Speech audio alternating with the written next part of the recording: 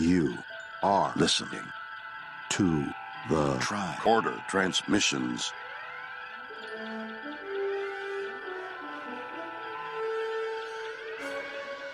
Weekly Trek, Episode 14, 4th week of July, 2018.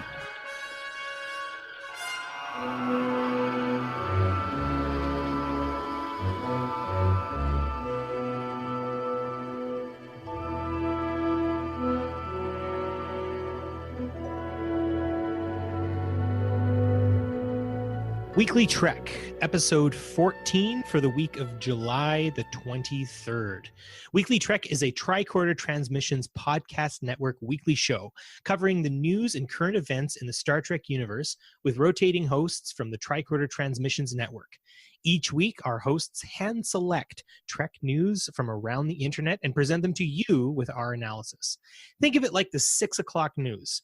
Really, it's the 72024.9 o'clock news, and that's just the thing. But this week, I have to say, is huge. San Diego Comic-Con has just concluded, STLV is days away, and Discovery has dropped its first Season 2 preview. And it is for these reasons that we have assembled Team Tricorder to round table these amazing new items. So firstly, let's get a roll call. Starting at my left is Heather. Oh, I don't know that I'm to your left, but hi, it's me, Heather, from Shore Leave and Disco Trek. Good to be here. John.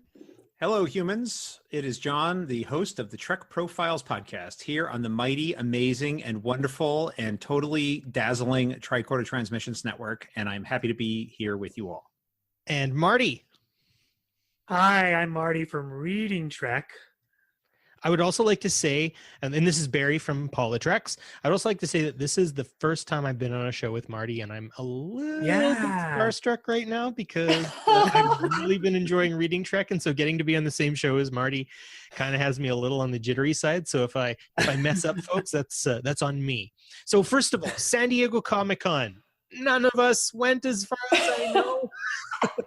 But first and foremost, I have to say the DSC cast are amazing. They went to the lineup at Hall H and they gave out donuts to everybody who is in line, which I just have to say is indicative of the warmth and jovial nature of these folks. And I'm wondering if maybe like our Danish is kind of an STLV thing. Maybe we can get them donuts. What did we think, first of all, of that gesture from our friends in the cast? I think they are just... You know, Star Trek has a tradition of building families within these casts, and so if you look, just seeing previous series guests on panels, like you can tell they work together for a very long time. They are a family. This cast has only been together for one season, and I think their family vibe is probably stronger than any other series. Oh, that was the big words, but so amazing to do that. I wish I had been there, and they can totally buy me a coffee at STLV. I think it was the sweetest gesture because those people waiting in line for those panels wait all night. I don't know if any of you have been to San Diego Comic-Con. I went last year. I will never go again because it is shoulder-to-shoulder people. And last year I went there for the Discovery panel. I got there at 9 a.m., hopped straight in line to the theater where the Discovery panel was, and barely got into the 3 o'clock panel. I walked into the theater as the trailer ended. Wow. A whole day wasted because it all went on Twitter the second it ended. Living so close to the Arctic Circle, when we have our Comic-Cons, like LeVar Burton once came, and I think everyone got to meet him because there was probably about 800 people there. So I don't know. And then STLV is just such a, I don't know, it's just a familial event that honestly, I just don't have a context for it. So Marty, your insights are definitely appreciated here. You're welcome. I always find it interesting when we're in the unofficial Star Trek Las Vegas group, which, you know, Tricorder has a big presence in, and people are bagging on creation because, you know, this, that, or the other thing. And I'm thinking, man, if you ever been to like one of the big Comic-Cons like San Diego or New York, you would have no reason to complain. You know, this is literally rearranging deck chairs on the Titanic. If you're complaining about, you know, the fact that, you know, the program wasn't out 2 weeks in advance or something. It really is a different experience when you get to those big things where there's like 100,000 people or 30,000 people compared to the 6,000 person STLV. It's a very different experience. Yeah. So that brings me to just a quick thought, just as before we move on to the next point. William Shatner had just said that he's very much against people approaching him at like airports or shopping malls and stuff like that. And here we have in a sanctioned event, a cast of a TV show, really very much reaching out to their fans specifically. What do we think about that? Do we think that there's that there might be like an open season in the sense of talking to people who we may love who are from shows and whatnot that we like, or should we keep it to conventions? That's a tough one for me. That's a whole other podcast. When I see people in public, like any celebrities, I generally don't approach them. Something like this, where obviously the Discovery cast approached the fans and was nice to the fans. And even last year when I think 4 of them stopped by STLV, along with some of the creatives for Discovery, they hung out at the convention and they were totally approachable. I missed out on selfies with all of them, but a lot of you guys, I think, and various friends did them. But I understand also, like, Shatner's been doing this for 50 plus years, 52 at this point. And I understand wanting privacy as well. So I think that, right now Discovery is fresh and new and the majority of the cast is young. And so I think it's partly those elements, regardless of what it is. I think it's really amazing. And because of that, because of what I've seen from them, I am just super excited that everyone's going to be at STLV this year and not just a few of the cast members.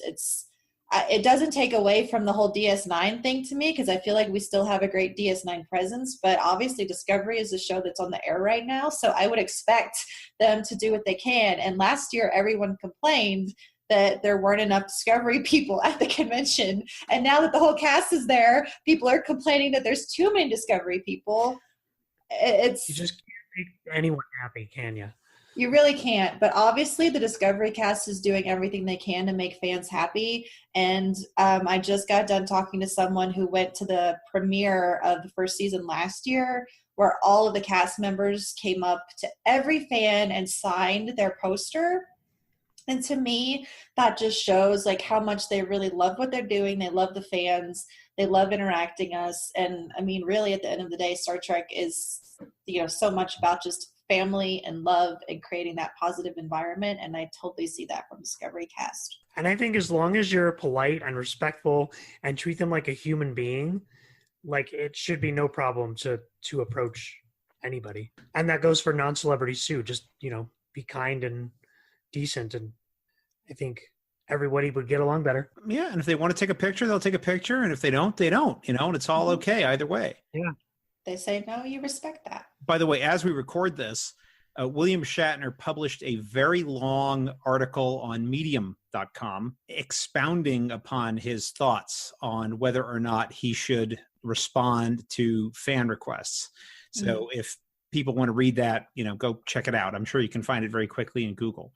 But I think one of the interesting things that it struck me as I was reading the coverage today, I was thinking back to the Lord of the Rings movies from another fandom, of course. And Peter Jackson, who did those movies, and if you don't remember, or for those people who weren't familiar, they did all 3 of those films in sequence as one production. And I remembered watching or listening to the director's commentary or some of the bonus material.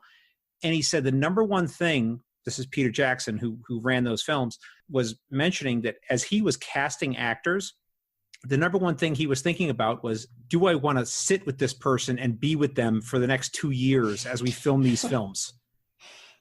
And, but that's not a normal thing for a Hollywood production to think about, right? But he said, we're going to be living in a part of the world where these people aren't usually at. And we're going to be all together, for this whole project for, 2 to 2.5 years. And I just thought it was great that he was thinking about the fact that, human cohesiveness and the team building and the way that the human interpersonal dynamics work was so important that it was actually ahead of other considerations, which, might be looks, acting ability, talent, these other things. But he said, that was like a critical thing that they had to have for me to even talk to them.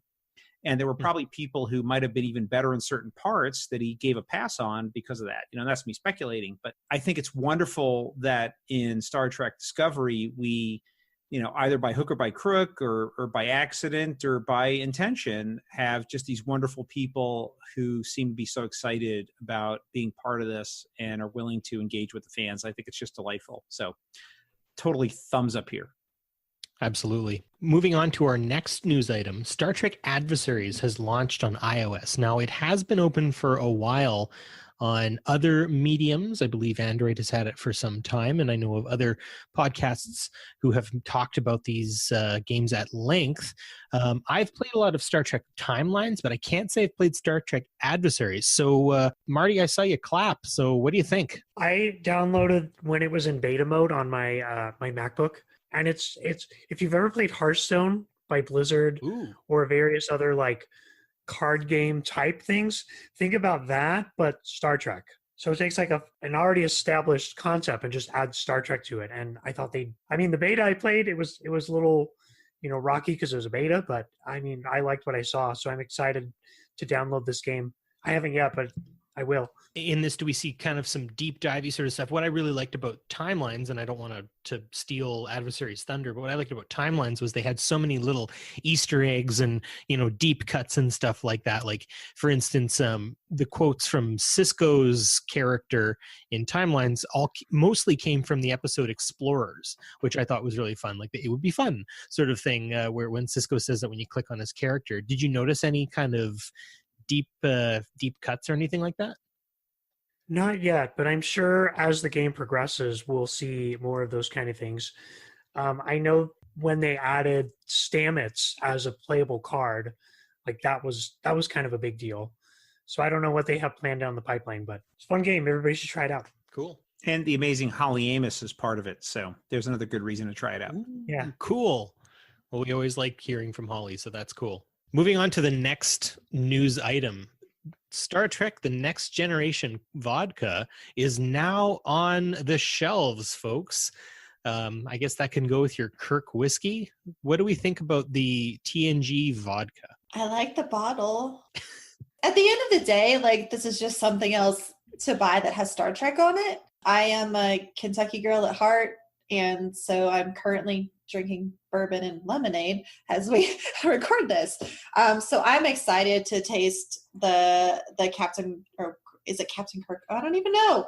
The James T. Kirk whiskey, yeah. Yeah, James T. Kirk whiskey. And then I'll probably buy vodka's fine. It's not my favorite, but the bottle is super cool. So I like the packaging that they're doing. It looks like the next one might be DS9 related based on the shadow of the bottle. So I'm curious what that would be. I think it's They're fun. doing rum, I think, next, aren't they? I don't know. Maybe it's a DS9 rum. It would be cool if they actually, I'm looking over at my Saurian brandy bottle. Like, it would be cool if the bottles were actually modeled off of like Kanar or Saurian brandy or the stuff that we've seen in Star Trek. But it looks fun. Something fun to have on the shelf, I guess. I'm going to buy that vodka just for the bottle, and then I'm going to score the top off of the bottle and just use it as a drinking glass. I like it.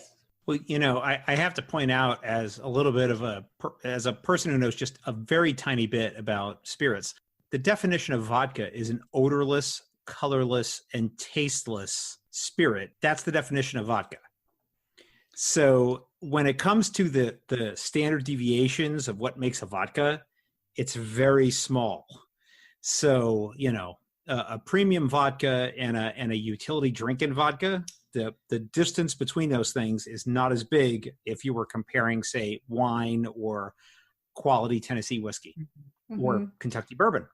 A lot of people at Comic-Con went to the bourbon tasting, and there was some and a lot of, it's great. And they will be at STLV. So they will. Yeah, the company, and I should have it in front of me. Maybe we can get vodka samples too. I don't know if they're doing tastings or having a tasting party. I don't know any of that, but they will have products there, and it looks like while you can pre-order them now, it does look like they will have them available for purchase at STLV. So I'm hoping so, because what better place to drink James T. Kirk bourbon than an STLV with friends?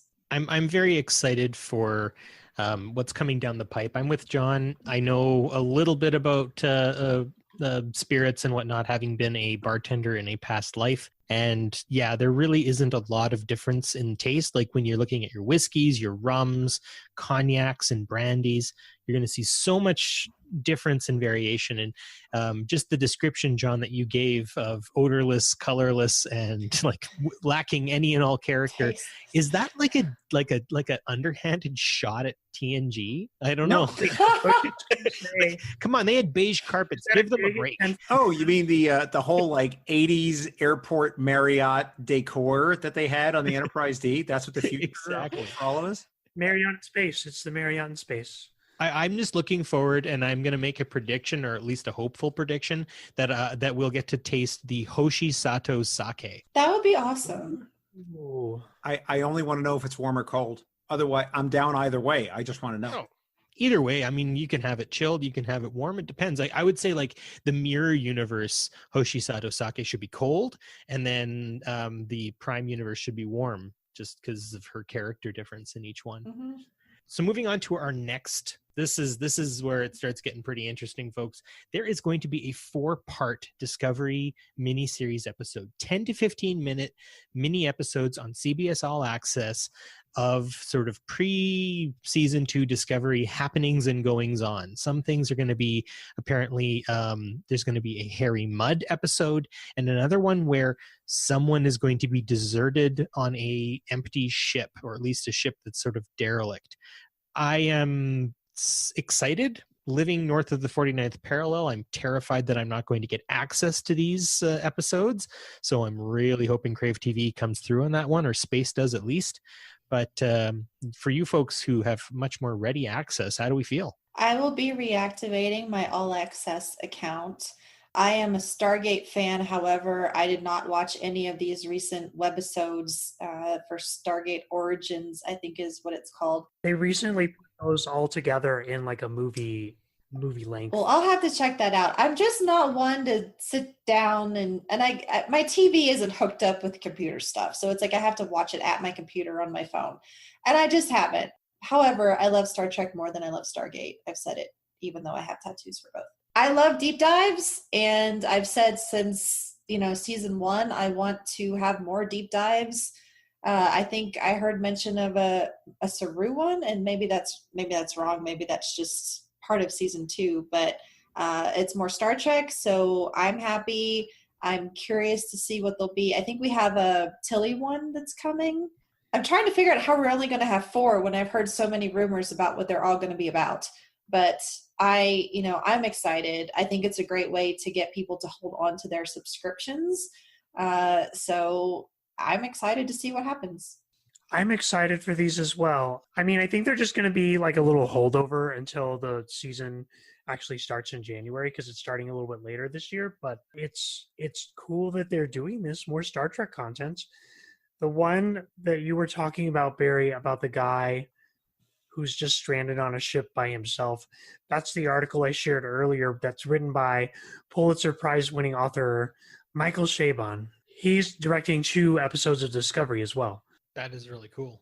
I think he did some comic books too, didn't he? Well, he's a very interesting guy, because I did admit to reading his Wikipedia article and a couple of other things about him. And he's written some genre fiction, but in addition, he's written a lot of stories about religion, particularly Jewish religion, or stories that involve Judaism, I guess is the best way to describe it, because they're not about the Jewish religion, but they involve Judaism as a major component.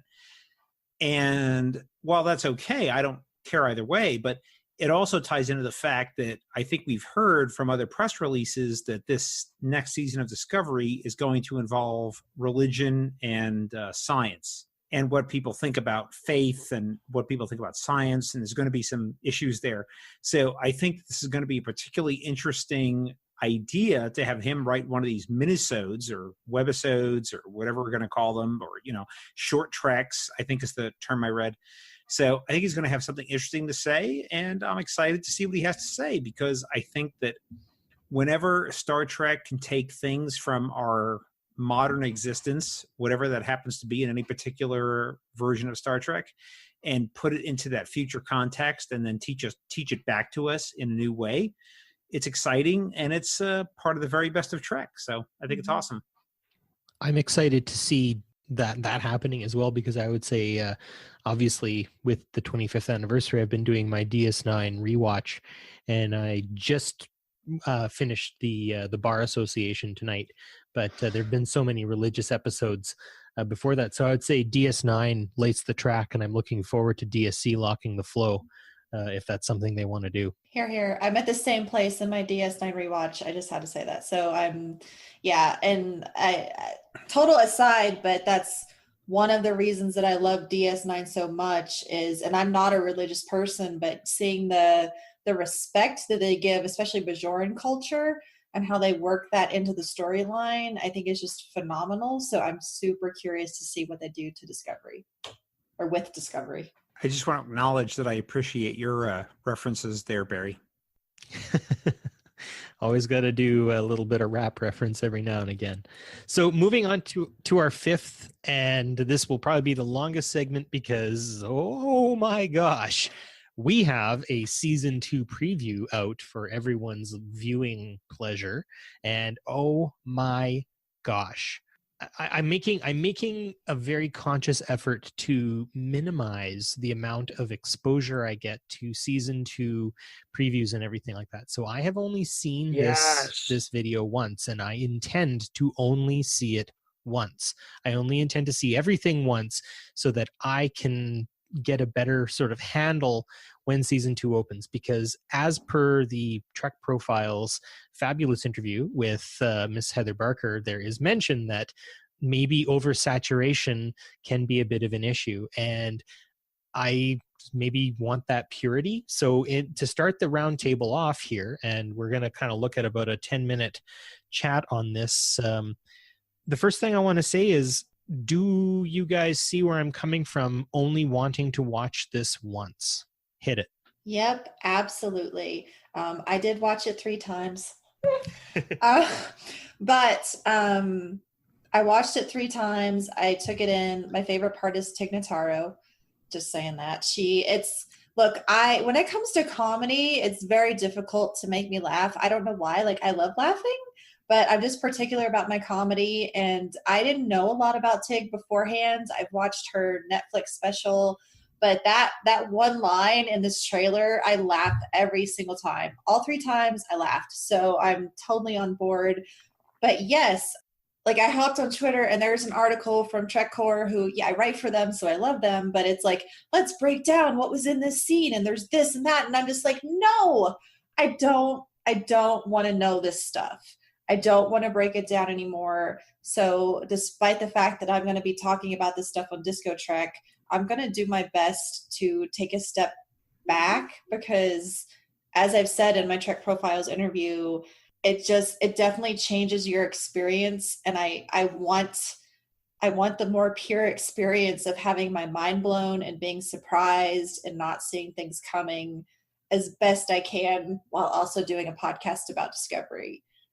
Go, John. Okay. Well, thank you, Heather. So, Joni on the spot. Well, I was familiar with Tig Notaro before anything to do with Star Trek, because I'm a long time, and by long time I mean many, many years plus listener of This American Life podcast.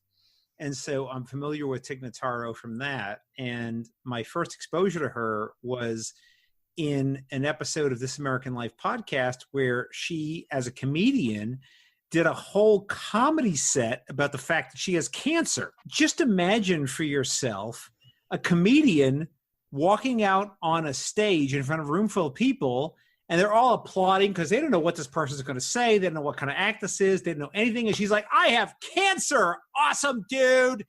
I'm going to make you laugh about cancer. Mad respect. And I just thought she was totally funny. And I have to admit that I LOL'd until I was basically suffocating in my seat and had to turn it off and resuscitate for 5 minutes. So I thought that she was great. I thought she was very comedic. I didn't know she had any drama chops. And I'm trusting that Discovery, when they cast her in this role, that she would be a really good engineer of I believe it was the Hiawatha, which as we record, this is something we don't know about. And I have to say, I'm very sketchy on that because, and this is me personally talking, I'm someone that my very first character that I identified with in Star Trek was Scotty from TOS. And that was the engineer. And so I've never seen another character through TNG, through O'Brien, DS9/DS9, through Voyager, which I'm less familiar with, who has been such an engineer as Scotty, who really honestly cared about what he or she was doing. And so I'm excited. And so I'm eager to see what happens. And I hope that this is the person that I really connect to in Discovery in season 2. So I'm super jazzed about Tig Notaro in season 2. I've talked far too long. I'm going to shut up now. Marty? I'm excited for Tig Notaro as well. I watched her Netflix documentary special as soon as she was announced. And I laughed. I cried. It was amazing. So I'm excited about her. I'm excited that they've decided. I'm not excited. I'm interested that there seemed to be a lot of comedy in that trailer. And I'm wondering if they're kind of being influenced by another sci-fi show coming. But no, I like the trailer. I'm like Barry. I think this season I want to see the twists coming as they happen and not 10 weeks beforehand, So I might have to not listen to some of those. No offense, Heather. Those sad face, crying. Nobody's going to listen to Disco Trek. I'm not even going to listen to Disco. I'm just, no. Disco Trek will be the only one I listen to. I won't listen to all the other ones I did last year. Maybe we just don't talk about fan theories on Disco Trek this coming year. But yeah, the elevator scene at the end, I didn't particularly care for, but I was very interested that the new character, remind me his name. Linus, the Sneezy Saurian. I was very interested that Linus, his eyelids actually blink both horizontal and vertically. And so I had to watch that scene like a few times to make sure I wasn't imagining it. He's very cool. And I think someone asked on Twitter, asked Neville Page if it was CGI or part of the makeup. And I didn't see him answer, but it's very likely CGI for that. But pretty cool to get to see another new alien. Yeah. But I'm there with you though. Like I don't need that comedy. Like Star Trek has comedy, and as I said, I'm watching DS9, and there's plenty of comedic parts in that, but it's not the Orville. No, it's not. And I don't want my Star Trek to have that much comedy. But that was, looking at the entire trailer, I think the comedic parts were pretty minimal. They just felt like more because they were highlighted. So yeah. I'm curious to see, but I think, he's really cool. Yeah, I think maybe that's kind of where we want to go next, is sort of the standout moments and maybe just thoughts that we kind of get, or the general tone. What I get from my one watch of it, and the comparison that I would make, the big one in terms of tone, is quite masterfully, I have to say, in the original season 1 preview that they did, they played a cover of the song, I forget, I Love to Change the World by 10 Years After, which of course, 10 years after, we know that that's when TOS starts and all that stuff. So I thought that was a really cool nod that they did, picking the song in specific, but also that sort of the feel that you get from Michael Burnham's character, that you can tell she wants to enact so much change, but she doesn't know what to do. And so this one, they're using Lenny Kravitz and Fly Away, which for me is actually one of my most favorite songs. I absolutely love that song. I think I really love Lenny Kravitz's drummer. She's amazing and like probably one of the coolest people you see. She's like these huge shades on and this amazing hairdo, and she's just like calmly playing the most aggressive drum beat you'd ever hear. So I wonder if maybe the tone of season 2 is going to be maybe a little bit different. But my concern is are they going to do we worry that they're with Tig Notaro, with the way this season has presented itself, could they be turning the wheel a little bit too hard in that respect? I'll be very honest. I don't see what we've been told, like talking about this faith versus science conversation that's going to dominate this season. And then supposedly we're going to get some more character deep dives. Like I mentioned with Saru, I think I heard that we will be visiting his planet somewhere in there. I didn't see that stuff at all. I saw a ton of action. I saw mention of Spock and then that comedy. So while I did really like the trailer and I'm super excited, I'm still kind of actually confused about what the season is really going to be about. I love Anson Mount and I love his Pike already. So I'm excited for that. I'm excited to see Rebecca Romaine as number one. I can't even right there. I want her to have, I tweeted that I want her to have her own mini-sode. And I was like, no, forget that. I want her to have like a standalone movie, please. But it's tough because I just saw a ton of action and some comedic moments, and Spock is what I really got from this trailer. I'm curious if we're going to get a second one sometime down the line that'll focus more on the introspective storyline. Well, I think the reason for that is this trailer, like last year's Comic-Con trailer, was made up of clips from episode 1 and 2 only, so yeah, I think there's a lot more down the pipeline. And I'm curious too, because at WonderCon they were saying faith and religion, but then at San Diego Comic-Con they're saying family and adventure. Well, we did have a change in the creative staff. Akiva Goldsman, Aaron Harberts, and Gretchen Berg are all out. And forgive me because I can't remember besides Alex Kurtzman. I know Heather Caden, but I think Heather Caden was involved last season in some respects. I can't remember who all the new writing staff is outside of having out. A lot of it's the same. We have Ted Sullivan, we have Boyan Kim, we have Erica Littbold, we have so many of the same people. But I think the big difference is that this season they're allowed a little bit of runway because of all the turmoil that we heard about reported in social media and all of the trade press. That they in the first season they had to really take over after a lot of turmoil. And so I'm hoping that this season they've really had the chance to think pensively and provocatively and deeply about what they want to do this season and make something that's totally awesome for us. So I'm enthusiastic and excited. Yeah. They've purged a lot of toxicity, I think, and maybe I would say what's indicative of that is just how the cast is interacting this year. They seem genuinely happy with what they've produced, and they seem genuinely excited to present that to us all. So that could be a pretty good sign of things to come. I can't wait for These Are the Voyages Mark Cushman book about Discovery first season, which, is never probably going to happen. But, totally happen. Looking back reflectively at the first season, it's pretty obvious, where Brian Fuller was involved to an extent and left. And I think even now it's obvious where some storylines really never got fleshed out, never got fully developed or got their feet. And even the actors and actresses, I think, struggled with some of the things that their characters went through. And, strong emphasis there on how they're acting as a cast and as a family.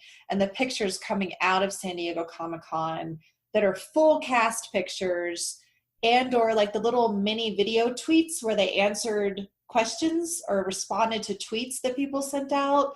Like, all that stuff is just, it's great to see them interacting together.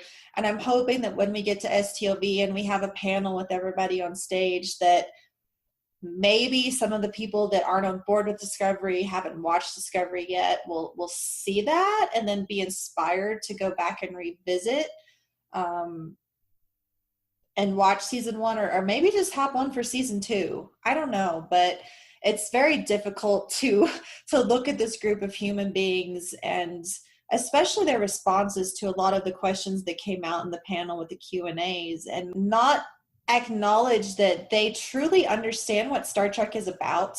And I can see the passion that they have. I see that they love what they're doing.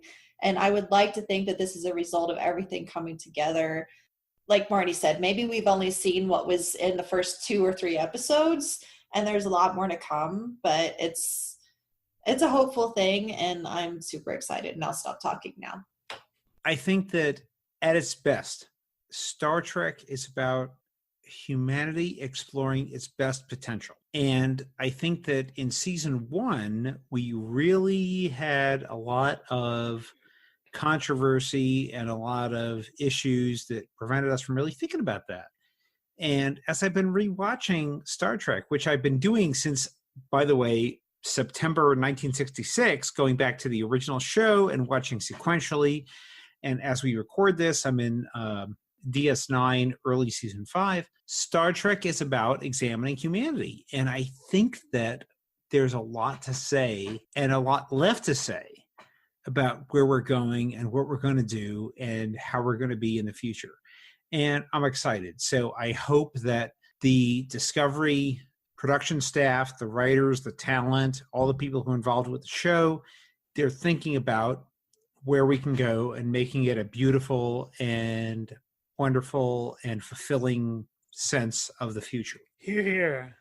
And with that, we move on to our incoming transmissions. So let's take a look at what is new and upcoming on the Tricorder Transmissions podcast network. Well, first of all, to be completely self-serving on Politics, we have a special Patreon episode called Puppy Treks, where Shashank talks about getting his brand new puppy dog, General Zod. So if you're not already a Patreon subscriber, jump on the tricordertransmissionsnetwork.com and tickle that little blue button at the top and become a patron yourself. That little extra bit of Quatlus or Latinum can help us power our dilithium stores and make sure that we have enough warp speed to even reach transwarp speeds as well. So with that... Is that a Star Trek Online reference? Maybe. Who wants to know? If you're not kneeling before Zod, what's wrong with you? Exactly. We also have a episode coming out, the Politics of Star Trek First Contact, the movie. We will probably do a Star Trek First Contact, the episode as well eventually. But right now we have a Politics of that. On Shore Leave, we've got a Pump You Up video for STLV coming, and a vendor special with Mickey from Make It So, who is easily one of my most favorite human beings who I met last year at STLV. So definitely have a listen to that when it drops. We've got some Trek Profiles Gold happening right now with Miss Heather Barker. Can I chime in really quickly? I really hope that everyone who knows me personally and or who has helped me survive the past year will listen to this episode, because that episode, even though it's super personal for me, but there's a part where I could not help myself and bring your tissues because I did cry. But it's really... there's a part in there that I just want you to understand how much I genuinely love and care and appreciate everyone who donated to my GoFundMe and or just supported me and got me through all of my own personal trauma in the past year. So I hope that everyone will listen just so that you understand how much I love you. Okay, that's it. That's a way better plug than I could ever do. So yes, have a listen, folks. It is time well spent. And there's a brand new episode dropping on Wednesday as well. So if you are at home or if you are going to be one of the few, the proud, who are traveling to STLV, what better way than to download a number of Tricorder podcasts and listen to them on your flight? Also, we have Reading Trek. This one I'm really excited for. I am actually saving this one for the flight. It's the IDW's Broken Mirror, issues 0 to 5. Reading Trek has the illustrious Mr. Shashank Baru, who is my brother in Trek, talking about that. So I am super excited. We borrow him from time to time. Oh, definitely. That is also a fantastic thing. And I'm sure there will be some other episodes possibly popping up in the near future as well with Tricorder. In lieu of our time in STLV, there'll be a lot to listen to. Also, if you are heading to STLV, there's the Tricorder Birthday Bash taking place on August the 1st. Also, I will be hosting the Couch Trek inside of the Tricorder Birthday Bash, where we'll be reading scripts made by yours truly, where we will sort of go through a little vignette, Star Trek vignette, and we will be Facebook live streaming it. So if you have costumes, if you don't, it's all good. Just we'll do it impromptu and have a good time doing that. Also, there's the Night of Diversity happening on Saturday, which is something you should definitely not miss. It will be at the KISS Mini Golf, and it is going to be on the Saturday night. There will be 2 raffles taking place, and 100% of the proceeds will be supporting 2 LGBTQ charities, the Center out of Las Vegas and the Crib in Chicago. And both events are free to attend. So if you're looking for a nice night full of just happy people being awesome, it is a great place to show up. If you're not looking at leaving the Rio, it's a great place to go and just enjoy your Trek family. So we have multiple raffles taking place all night long. I think we've got, Marty, do you know, like 6 to 8 different items set up right now? I think we have 8 to 10, actually. No, more than that. Yeah. There's quite a bit, and they will be, I think it's every half hour we're going to be doing a raffle. You do need to be there to win your raffle item. Raffle tickets are $5 for 1 ticket or $20 for 5 tickets. You are entered into all of the raffles. We do know that there's like the Saturday night gala going on too, and come to our party because it's better. But yeah, if you go to Tricorder Transmissions page or just look up Night of Diversity on Facebook, you'll find the event, and we have pictures of the majority of the items up there, and just emphasis on this is at the Rio. This is absolutely free outside of raffle tickets. While it is at KISS Mini Golf, it's in a private party room, so it is a dance party. So don't wear heels or wear heels. I mean, some dudes rock heels better than I ever can. So, hey, then bring your heels. But we're going to have a lot of fun. It is a safe space for everyone. While we are, focused on providing that for the LGBTQ community, it is Night of Diversity. So this is about all kinds of diversity. Everyone is welcome. We would love to have you there. And 100% of the proceeds go to charity, nowhere else. Here at Tricorder, we very passionately and strongly promote safe, positive spaces that support diversity in every definition, and that's why we stepped up to have this party. So I hope that you'll join us.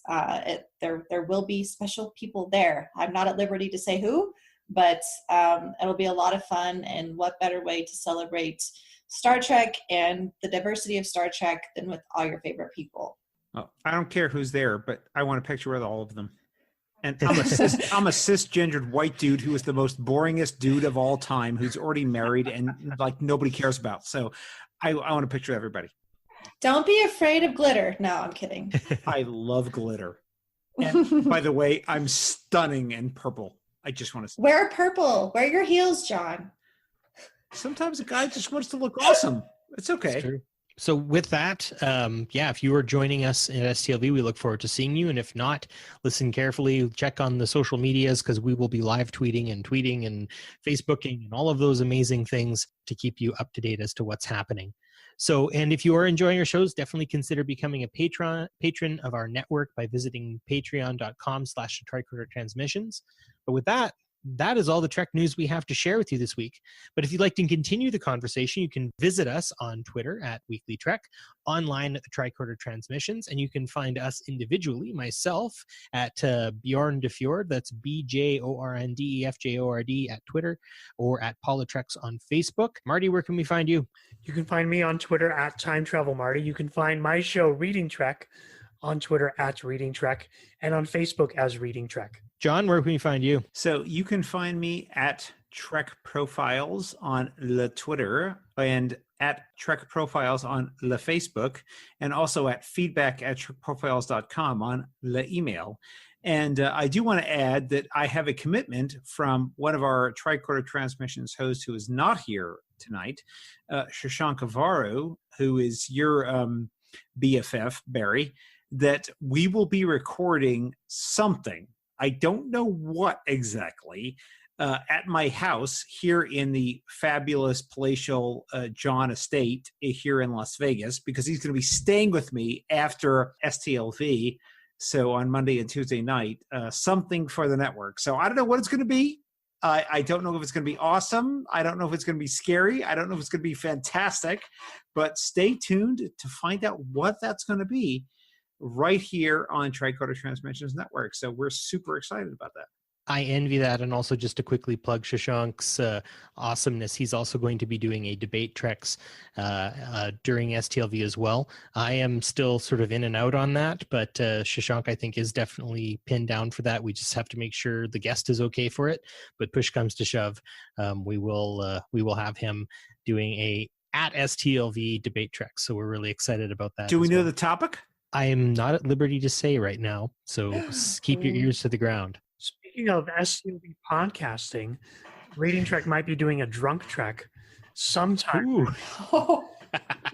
Like drunk There's all kinds of kookiness going on here at Tricorder Show. Yeah.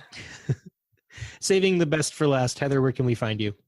You're too sweet. So I am LLA Posper, which is LLAPAWSPER on Twitter. Our shows are Shore Leave and Disco_Trek. We are at Tricorder Show. We are the tricordertransmissions.com, and you can find us at the Tricorder Transmissions on Facebook, and join all of us in the unofficial Star Trek Las Vegas convention group on Facebook. It is your #1 place to find out all of the important information to get you through STLV. I think that's it. Fantastic. So Shashank and I are going to try to get one more weekly trek out, and if anyone is around for that too, we can make that a thing. So before STLV starts, we'll get one more weekly trek out. I'm pretty sure we might not be able to get a weekly trek out during STLV, so stay tuned. There may be a bit of a hiatus there, but we'll be back with more news in August for the Trek universe. So until then, I wish you all to live long and prosper. Live long and prosper. Long live the Empire.